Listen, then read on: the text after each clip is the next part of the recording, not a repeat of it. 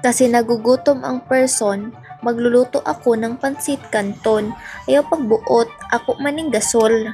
Pansit canton para sa mga taong saputon. Nge, kung gusto mo makatuon og lutog pansit canton, tan-aw lang mo padayon. Mas lami ang pansit canton kung magluto po kag itlog sa manok nga dili bungoton. Unsay pulo sa atong ngipon kung di nato gamiton pag-abli sa pansit canton. Wata! Kay ni bukal naman, ato nang ilunod imong naong, este ang pansit canton.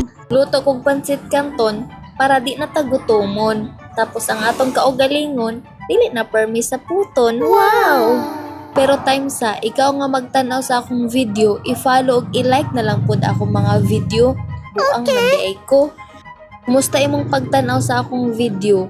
Unta ikaw nakakaton kung unsaon pagluto ang pansit canton? Wow! Lahi ra gyud ning musulod ka sa kalibutan sa social media. Kay bisan magluto ra tag pansit canton, magbidyo-bidyo ta. You're right. Gamay ra akong gibutang nga tubig kasi siya lang aking iniibig. Wow!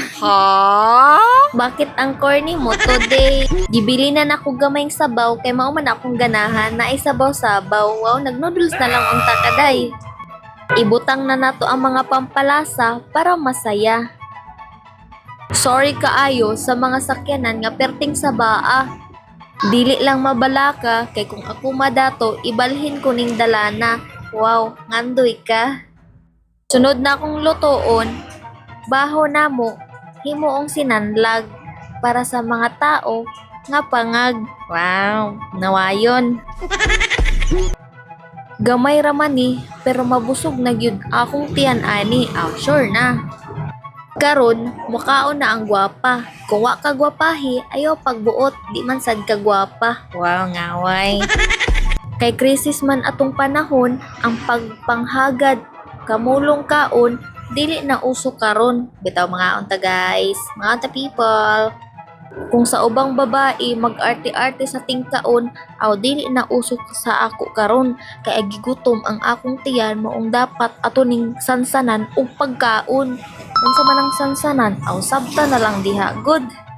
Ikaw diha nga igo ra nagtan-aw kay wala man kadri sa akong duol aw di ka kakaon, igna na lang gud kog maayong pagtulon.